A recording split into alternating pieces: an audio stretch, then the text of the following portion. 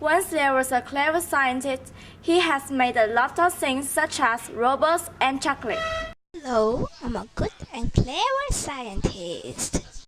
One day, he went to a supermarket to buy some milk and cookies. He went to a volcano and threw milk and cookies into it.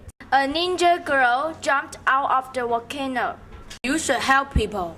Okay. The beautiful ninja helped the people. Ja, tiga Automan!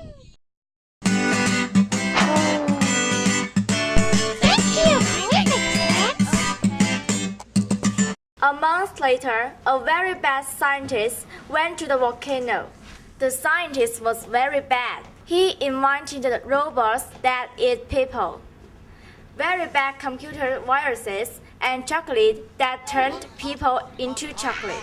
He had even turned the president into chocolate. Take that, President. Pum, pum, pa. You must destroy the other things.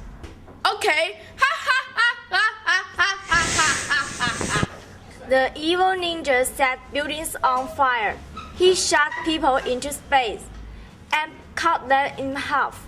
Then the good scientist decided to make a machine that could turn things into apples. And the good ninja pushed the bad ninja inside. Then the ninja girl ate the apple.